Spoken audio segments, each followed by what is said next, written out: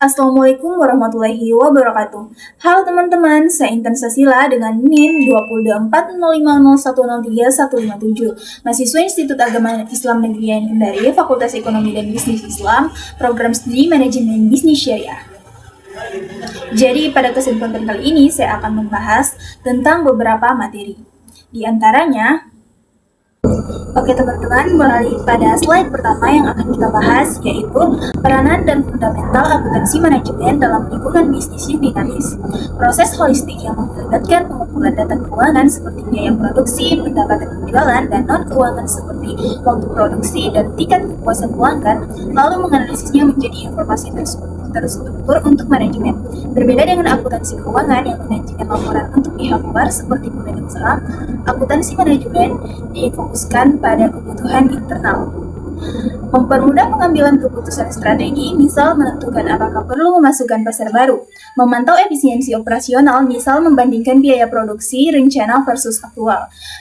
Menyesuaikan strategi dengan perubahan lingkungan bisnis, misalnya menanggapi kenaikan harga bahan baku dengan mengubah struktur biaya. Dampaknya, perusahaan dapat menghindari keputusan berbasis asumsi dan meningkatkan keunggulan bersaing melalui data yang akurat. Pada slide kedua, konsep biaya dan manajemen biaya atau cost management. Aktivitas koordinasi untuk mengelola biaya dari tahap perencanaan hingga evaluasi, dengan tujuan memaksimalkan nilai bisnis tanpa pengorbanan kualitas produk dan jasa. Pengelompokan biaya dibagi menjadi biaya tetap, biaya yang tidak berubah meskipun volume produksi berubah, misal sewa gudang. Biaya variabel, biaya yang naik turun seiring volume produksi, misal bahan baku. Biaya campuran, biaya yang memiliki komponen tetap dalam variabel, misalnya tagihan listrik, di mana ada biaya langganan tetap dan biaya penggunaan tambahan. Pengendalian biaya, membandingkan biaya aktual dengan anggaran, mengidentifikasi penyebab perbedaan dan mengambil tindakan korektif. Misal mengurangi pembelian bahan baku yang tidak perlu jika biaya melebihi anggaran. Pengurangan pemborosan, memeriksa proses operasional untuk menentukan aktivitas yang tidak memberikan nilai tambahan, misal waktu tunggu yang berlebihan dalam rantai pasok. Dampaknya mengurangi beban biaya dan meningkatkan laba tanpa mengurangi kapasitas produksi. Pada slide ketiga, kita akan membahas cost volume profit, CVP, dan perencanaan laba. Alat analisis kualitatif yang mempelajari hubungan antar tiga elemen kunci, yaitu biaya, volume penjualan, dan laba.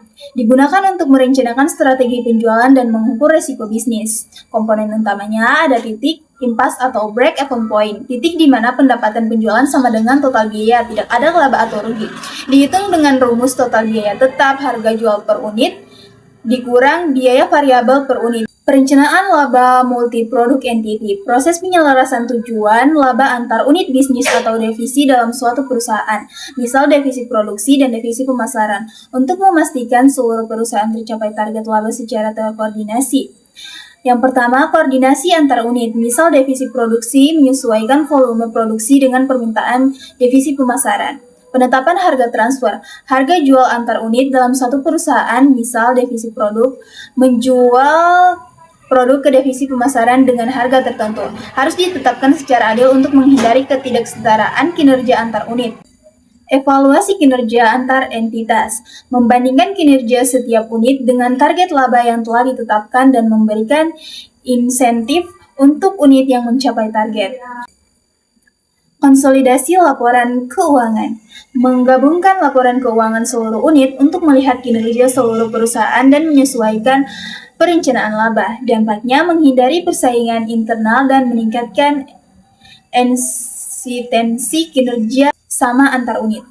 Pada slide kelima, kita akan membahas analisis perilaku biaya. Studi tentang bagaimana biaya berubah seiring perubahan aktivitas bisnis, misalnya volume produksi, jumlah pelanggan, dan dampaknya terhadap pengambilan keputusan manajerial.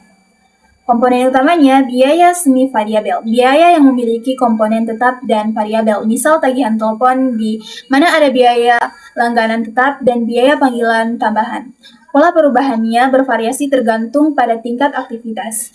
Analisis sensitivitas biaya, Memeriksa seberapa besar perubahan aktivitas bisnis mempengaruhi total biaya.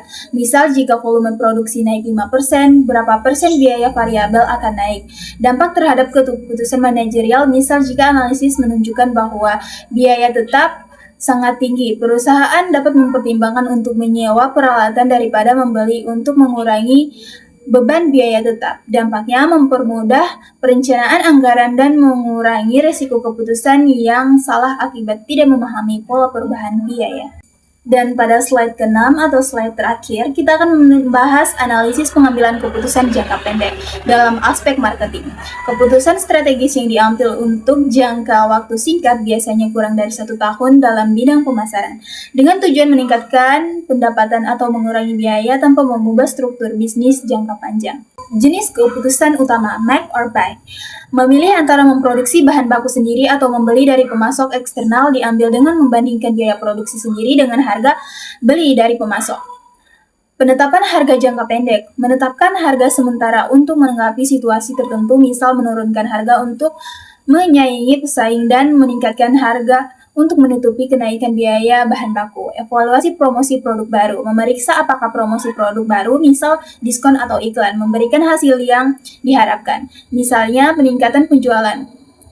Optimalisasi kapasitas dan sumber daya. Memastikan sumber daya, misal tenaga kerja, peralatan digunakan secara maksimal, semisal menambah pergeseran kerja jika kapasitas produk belum terpenuhi. Dampak meningkatkan kinerja pemasaran jangka pendek dan mempersiapkan usaha untuk keputusan jangka panjang. Nah teman-teman, itulah dia tadi materi yang dapat saya sampaikan. Jika ada salah kata, mohon dimaafkan. Jika ada kata yang berlebihan, ambil yang baiknya dan buang yang buruknya. Saya tutup dengan kata syukron ala ihtimanikum. Wassalamualaikum warahmatullahi wabarakatuh.